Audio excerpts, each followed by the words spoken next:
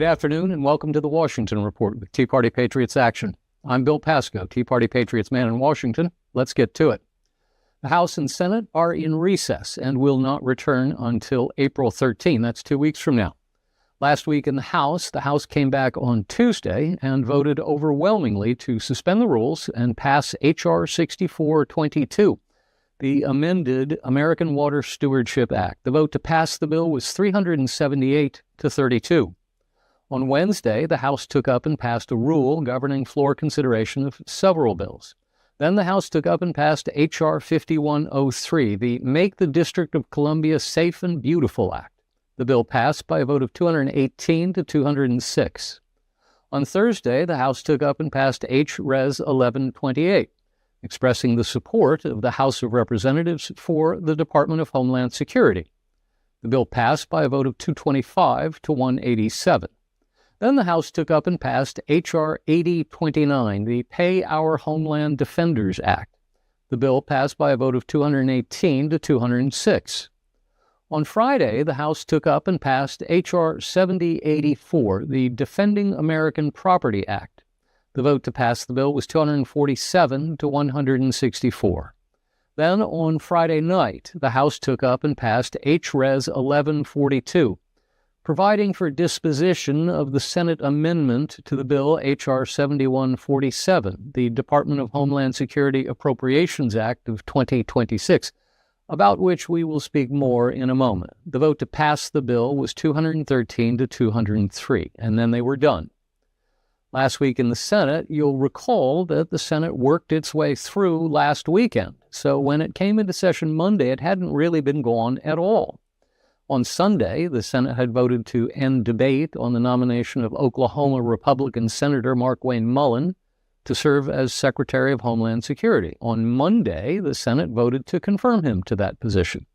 The vote to confirm was 54 to 45, with all the Republicans voting for him and 2 Democrats, Pennsylvania Senator John Fetterman and New Mexico Senator Martin Heinrich, voting in favor. Then the Senate voted to end debate on the nomination of Colin McDonald to serve as an Assistant Attorney General. On Tuesday, the Senate voted to confirm him to that position. Then the Senate agreed to a motion to proceed to legislative session. Then the Senate voted to agree to a motion to table an amendment to the Save America Act that was offered by Senate Minority Leader Chuck Schumer. Then the Senate agreed to a motion to table a motion to refer the bill to the Rules Committee with instructions. Then the Senate voted to reject a motion to discharge S.J. Res. 116 from the Committee on Foreign Relations. The resolution would direct the removal of U.S. armed forces from hostilities within or against the Islamic Republic of Iran that have not been authorized by Congress. On Wednesday, the Senate voted to reject a motion to proceed to S.J. Res. 107, a Democrat-offered Congressional Review Act resolution of disapproval of a rule submitted by the Internal Revenue Service. Then the Senate voted to reject another attempt by the Republicans to offer a motion to end debate on H.R. 7147, the full-year appropriations bill to fund the Department of Homeland Security. It was a straight party line vote, with the Republicans voting in favor and the Democrats voting against, except for Pennsylvania Democrat Senator John Fetterman, who joined the Republicans. Then the Senate voted to reject a motion to proceed to S.J. Res. 103, a Democrat-offered Congressional Review Act resolution of disapproval of a rule submitted by the Department of Veterans Affairs. On Thursday, the Senate voted to reject a motion to end debate on an amendment to the Save America Act, offered by Ohio Republican Senator John Husted, that would have required voters to offer photo ID when casting a ballot. We'll talk more about this amendment in a moment.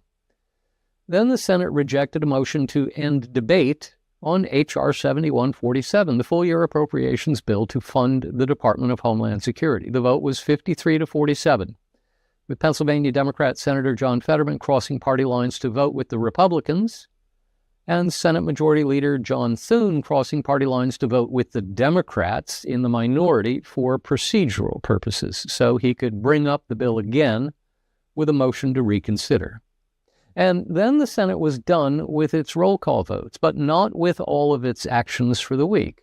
At about 2 a.m. Friday morning, the Senate passed by voice vote with unanimous consent a resolution to fund all the agencies included in the Department of Homeland Security funding bill except for certain elements of immigration and customs enforcement and the Customs and Border Protection. Now, let's talk about ethics. On Friday, a special subcommittee of the House Ethics Committee found Democrat Congresswoman Sheila Sherfilis McCormick guilty of 25 ethics charges relating to her alleged theft of millions of dollars in government funds and her alleged illegal use of those stolen funds in her original run for Congress in 2021. She's also currently under federal indictment, but has not yet gone to trial. That trial is scheduled for April, but it may move. The Ethics Committee announced it will hold a public hearing after the House returns from its Easter recess to discuss possible sanctions against the Congresswoman. Those could include censure, removal from committees, or expulsion. Expulsion requires a 2/3 vote of the House. While several House Democrats made clear they would not defend her, in fact, they called for her to resign or be expelled, Minority Leader Hakeem Jeffries, according to the Associated Press, quote, did not answer when asked Friday if Sherfilis McCormick should remain in the House, end quote. Now to birthright citizenship at the Supreme Court. 2 days from now, the Supreme Court will hear a case challenging President Trump's executive order denying birthright citizenship to children born in the United States to parents who are illegal aliens or temporary visitors. President Trump predicted in a social media post that the court, quote, will find a way to come to the wrong conclusion, unquote, on the question. The case revolved around the citizenship clause of the 14th Amendment to the Constitution, which reads, quote, all persons born or naturalized in the United States and subject to the jurisdiction thereof are citizens of the United States, unquote. In an 1898 case, the Supreme Court affirmed a broad understanding of the citizenship clause in a case that affirmed the American citizenship of a man born to Chinese parents who lived in California. President Trump takes the view that the clause in that citizenship sentence of the 14th Amendment is, and subject to the jurisdiction thereof, suggesting that the authors of the amendment recognize that not everyone born in the United States would be a citizen of the United States, else why would they have put that clause there? So the question becomes, what does it mean when the text says, and subject to the jurisdiction thereof? Obviously, a child born in the United States to parents who are diplomats from another country and who are therefore subject to the jurisdiction of that country and not the United States would not be granted citizenship.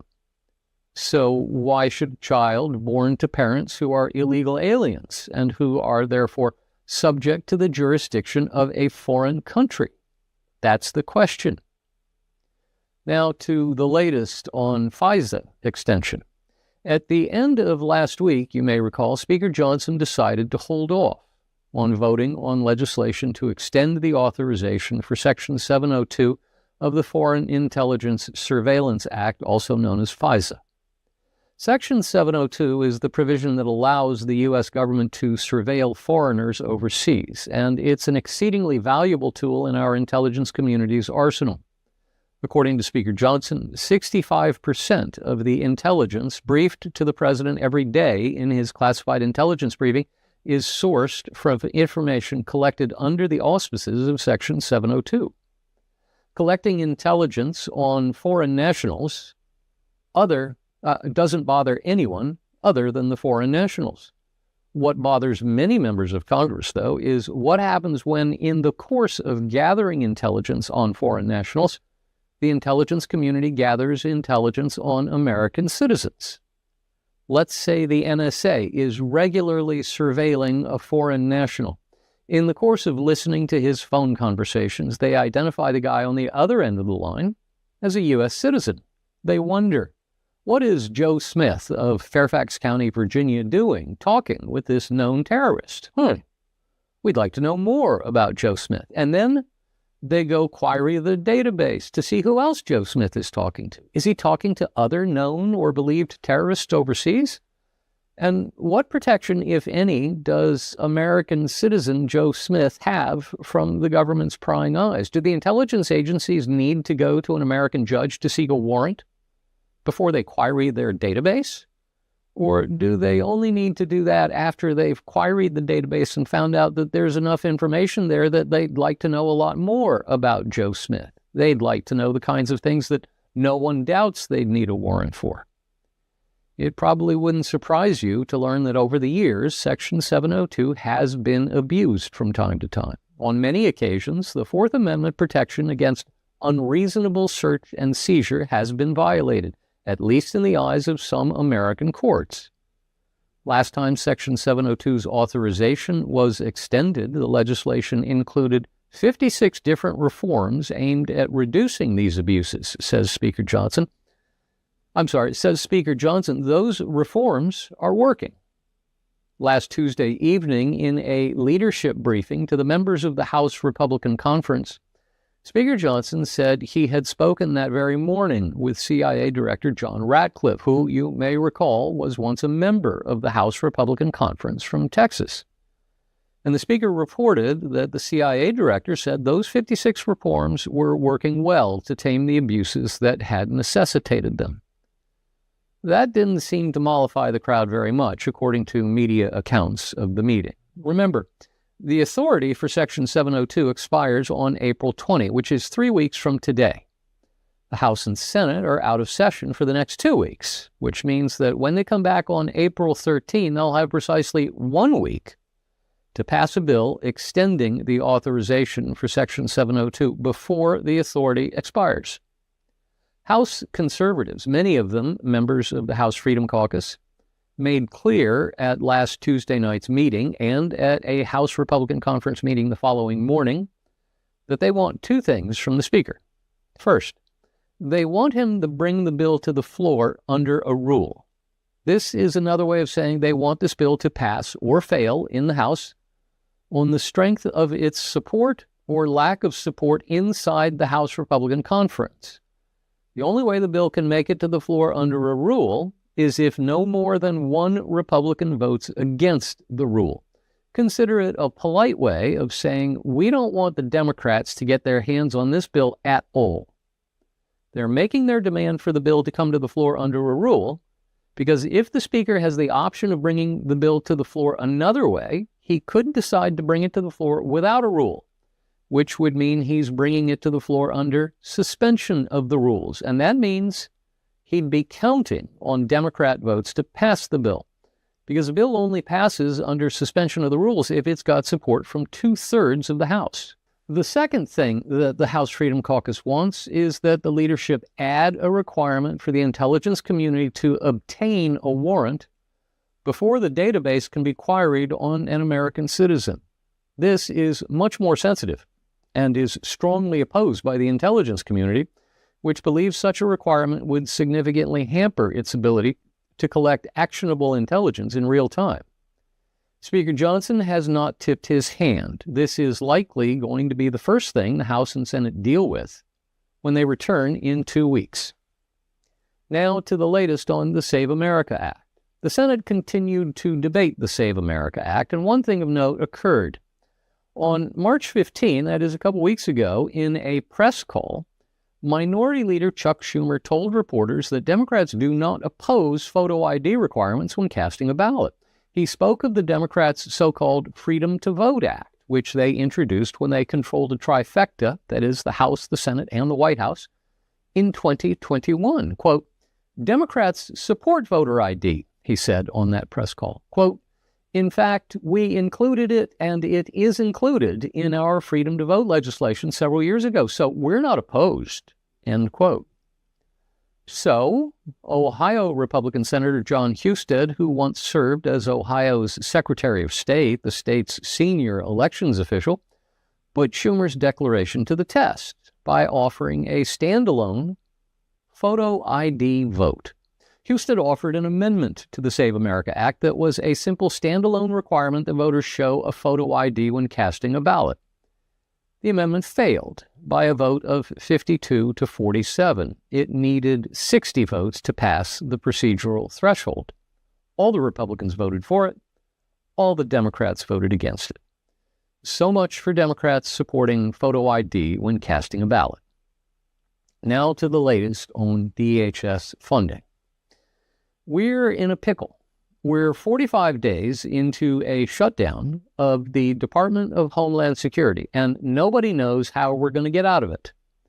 After spending several days last week posturing and voting with no changes in the outcome, that is, Republicans in the Senate offered another vote on a full-year funding package that had passed the House, to no avail in the Senate, President Trump announced on Thursday evening that he would, by executive action, direct that the Transportation Security Agency begin paying its employees.